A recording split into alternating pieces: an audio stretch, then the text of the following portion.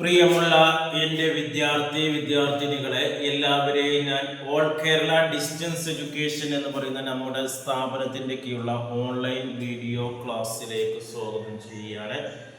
ഇന്ന് ഞാൻ നിങ്ങൾക്ക് മുമ്പിൽ പ്രസന്റ് ചെയ്യുന്നത് ENSന്റെ +2 സോഷ്യോളജിയുടെ ന്യൂ സിലബസ് അനുസരിച്ചുള്ള ക്ലാസ്സാണ്.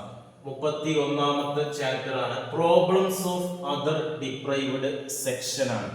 മറ്റ് പിന്നോക്ക വിഭാഗക്കാരുടെ പ്രശ്നങ്ങൾ എന്ന് പറയുന്ന ചാപ്റ്ററാണ് നിങ്ങളുടെ മുമ്പിൽ അവതരിപ്പിക്കുന്നത്. എൻ്റെ വീഡിയോ കേൾക്കുന്ന എല്ലാവരും ലൈക്ക് ചെയ്യുക, ഷെയർ ചെയ്യുക, കമൻറ്റ് ചെയ്യുക, സബ്സ്ക്രൈബ് ചെയ്യുക. നമുക്കറിയാം 2024 അവിടുന്ന് അങ്ങോട്ട് തുടർന്നുള്ള ബാച്ചിലും എക്സാം എഴുതുന്ന വിദ്യാർത്ഥികളുടെ സിലബസിൽ അപ്ഡേഷൻ വന്നിട്ടുണ്ട്. മൊത്തം ചാപ്റ്റേഴ്സിൻ്റെ 60% മാത്രം അവർ പബ്ലിക് എക്സാമിന് പഠിച്ചാൽ മതി. ബാക്കി വരുന്ന 40% എക്സാമിൽ നിന്ന് ഒഴിവാക്കിയിരുന്നു. ഈ 60%ത്തിൽപ്പെട്ട ചാപ്റ്ററാണ് നമ്മൾ എടുത്തുകൊണ്ടിരിക്കുന്നത്.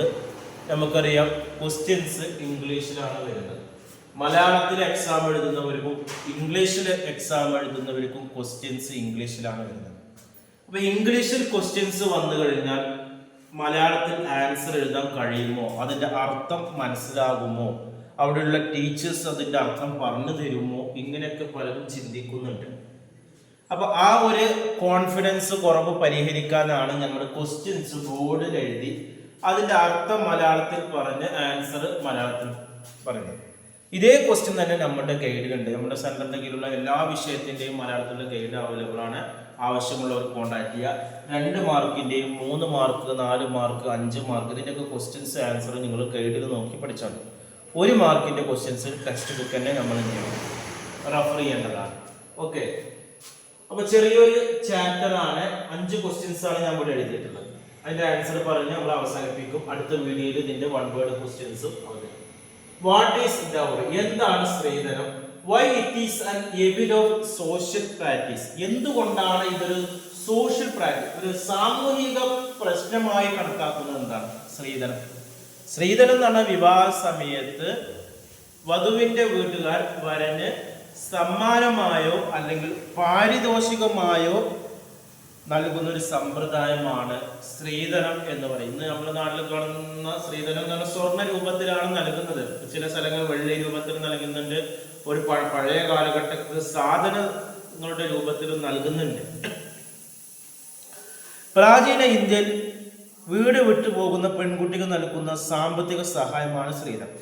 വധുവിന് വില കൽപ്പിക്കുന്ന സമൂഹങ്ങളിൽ സ്ത്രീധനം ഒരു സാമൂഹിക പ്രശ്നമായിരുന്നില്ല എന്നതാണ്. ഇന്നത്തെ രീതിയിലുള്ള സ്ത്രീധന സമ്പ്രദായം പ്രാചീന ഇന്ത്യയിൽ ഉണ്ടായിരുന്നില്ല എന്നതാണ്. മകളുടെ വിവാഹ സമയത്ത് അവളുടെ വീട് വിട്ട് ഭർത്താവിൻ്റെ വീട്ടിലേക്ക് പോകുമ്പോഴോ ചില സമ്മാനങ്ങളും പാരിതോഷികങ്ങളും മാതാപിതാക്കൾ നൽകാറുണ്ടായിരുന്നു. ഈ സമ്പ്രദായമാണ് പിന്നീട് സ്ത്രീധനമായി മാറിയത്. മധ്യകാലത്ത് ആരംഭിച്ച ഒരു പ്രതിഭാസമാണ് സ്ത്രീധനം. സ്ത്രീയുടെ സാമൂഹിക പദവിക്ക് ഉലച്ചിൽ തട്ടിയതോടെയാണ് സ്ത്രീധനം നിർബന്ധമായ ഒരു ഏർപ്പാടായി മാറിയത്. ആധുനിക കാലഘട്ടത്തിൽ സ്ത്രീധന സമ്പ്രദായം സ്ഥിരപ്രതിഷ്ഠ നേടുകയും അതിന് പുതിയ മാറ്റങ്ങൾ കൈവരിക്കുകയും ചെയ്തു. കൂടുതൽ സ്ത്രീധനം പരിഗണിക്കപ്പെടുന്ന വിവാഹത്തിന് ശേഷം പലരും കൂടുതൽ സ്ത്രീധനം ആവശ്യപ്പെടാറുണ്ട്. ഇത്തരം പ്രശ്നങ്ങൾ സ്ത്രീ പീഡനത്തിനും മരണത്തിലേക്കും കാരണമായി തീരാം. വരന്റെ ഗൃഹത്തിൽ വെച്ചാണ് സാധാരണ സ്ത്രീധന മരണങ്ങൾ സംഭവിക്കുന്നത്. ഇത്തരം കേസുകളിൽ പലതും തെളിവില്ലാത്തതിനാൽ കുറ്റവാളികൾ രക്ഷപ്പെടാറാണ് പതിവ്. 1956 ഹിന്ദു പിന്തുടർച്ചാവകാശ നിയമം അനുസരിച്ച് പെൺകുട്ടികൾക്ക് അവരുടെ മാതാപിതാക്കളുടെ സ്വത്തിന്റെ ഓഹരി ലഭിക്കാൻ നിയമപരമായ അവകാശമുണ്ട് എന്നതാണ്. ഇനി രണ്ടാമത്തെ ചോദ്യമാണ്, ഹൂ ആർ ചൈൽഡ് ലേബർ? ആരാണ് ബാലവേലക്കാർ എന്ന് പറയുന്നത്? ബാലവേലക്കാർ എന്നതുകൊണ്ട് ഉദ്ദേശിക്കുന്നത് 5നും 14നും ഇടയിൽ പ്രായമുള്ളവരും ചെറിയ തോതിൽ വരുമാനം തേടുന്നവരുമാണ് ബാലവേലക്കാർ എന്ന് പറയുന്നത്. ബഹുഭൂരിഭാഗവും ദാരിദ്ര്യ കുടുംബങ്ങളിൽപ്പെട്ടവരാണ്. ഇവരിൽ ഭൂരിഭാഗവും വീട്ടുവേല ചെയ്യുന്നവരും ഹോട്ടലിൽ പണിയെടുക്കുന്നവരുമാണ്. ദാരിദ്ര്യവും നിരക്ഷരതയും തൊഴിലിലുമുള്ള ചൂഷണവുമാണ് ഇത്തരം ബാലവേലക്കാർ കൂടുന്നതിന് കാരണമായി തീർന്നത്. 1986 ബാലവേല നിരോധന നിയമം അനുസരിച്ച് കുട്ടികളെ കൊണ്ട് രാത്രി 7 മണിക്ക് ശേഷം രാവിലെ 8 മണിക്ക് മുമ്പ് പണിയെടുപ്പിക്കാൻ പാടില്ല. ആഴ്ചയിൽ 1 ദിവസം അവധി അനുവദിക്കണം. ഇത്തരം കുട്ടികളെ 6 മണിക്കൂറിൽ കൂടുതൽ ജോലി ചെയ്യിപ്പിക്കാൻ പാടില്ല എന്നതാണ് പറയുന്നത്.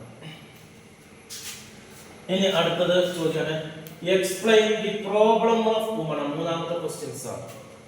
സ്ത്രീകൾ നേരിടുന്ന പ്രശ്നങ്ങൾ എന്തൊക്കെയാണെന്നാണ്. സ്ത്രീകൾ ഇന്ത്യൻ ജനതയുടെ ഏകദേശം പകുതിയോളം ഉണ്ട് എന്നിരുന്നാലും എല്ലാ സ്ത്രീകളും പുരുഷന്മാരെ ആശ്രയിച്ചാണ് ജീവിക്കുന്നത്.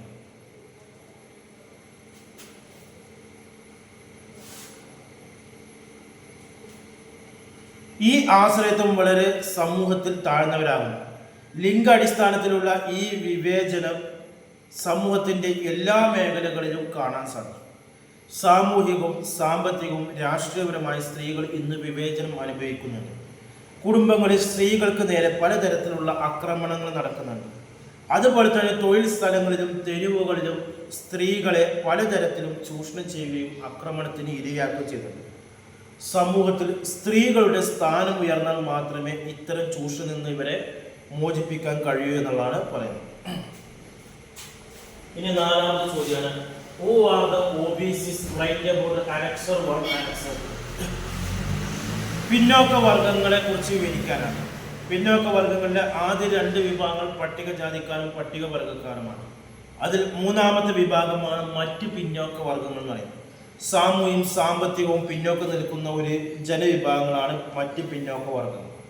പിന്നോക്ക വർഗങ്ങളെ രണ്ടായി തരംതിരിക്കാം. സാമ്പത്തികവും വിദ്യാഭ്യാസപരമായി വളരെ പിന്നോക്കം നിൽക്കുന്ന വിഭാഗമെന്നും സാമ്പത്തികപരമായും വിദ്യാഭ്യാസപരമായും ഉയർന്നവരെന്നും തരംതിരിക്കാം. 1953 കാക്കോ കാലേക്കർ അധ്യക്ഷനായി ഇന്ത്യൻ പ്രസിഡന്റ് ആദ്യത്തെ പിന്നോക്ക വർഗ കമ്മീഷനെ നിയമിച്ചു. കമ്മീഷൻ ശുപാർശ ചെയ്ത വിവരങ്ങൾ 5 എണ്ണമാണ്. 1. ജാതി മേധാവിത്വ ശ്രേണിയിലെ താഴ്ന്ന സാമൂഹ്യ സ്ഥാനം. 2. വിദ്യാഭ്യാസ പുരോഗതിയിലെ അഭാവം. 3. ഗവൺമെന്റ് സർവീസുകളുടെ അപര്യാപ്തമായ പ്രാധാന്യം. ഇതൊക്കെയാണ് പിന്നോക്ക വർഗക്കാർക്ക് ഇല്ലാത്ത കാര്യങ്ങൾ. ഇതൊക്കെ കൊണ്ടുവരണം.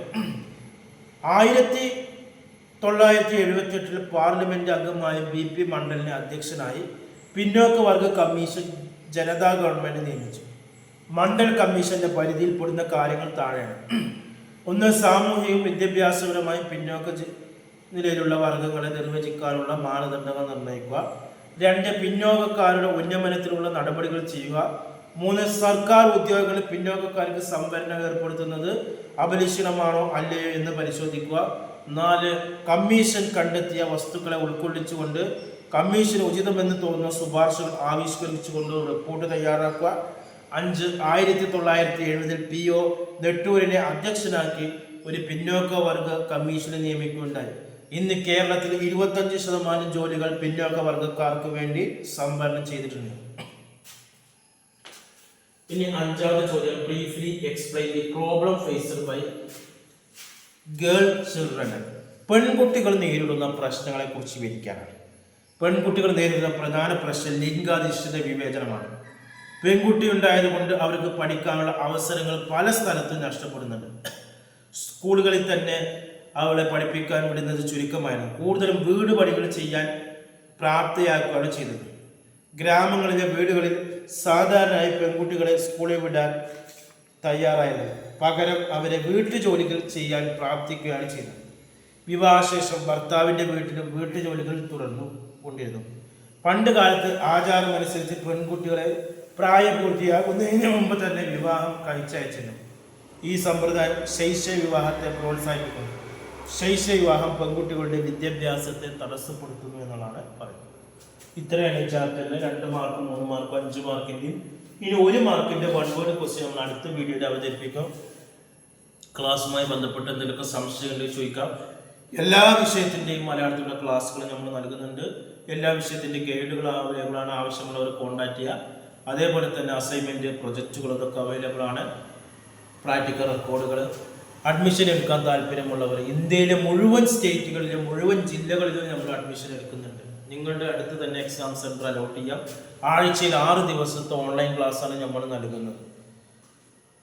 അതേപോലെ തന്നെ ഗൾഫിലുള്ളവർക്ക് നാട്ടിൽ ലീവിന് വരുന്ന സമയത്ത് എക്സാം എഴുതേണ്ട രീതിയിൽ നമ്മൾ എക്സാം അറേഞ്ച് ചെയ്ത് നോക്കുന്നുണ്ട്. 1 മാസം കൊണ്ട് 2 മാസം കൊണ്ട് 3 മാസം കൊണ്ട് 6 മാസം കൊണ്ടുള്ള SSLC +2 നമ്മൾ നൽകുന്നുണ്ട്. വീട്ടിലിരുന്ന് പരീക്ഷ എഴുതാൻ പറ്റുന്നവർക്ക് ബോസ് എഡ്യൂക്കേഷൻ്റെ കീഴിലുള്ള SSLC +2 നൽകുന്നുണ്ട്.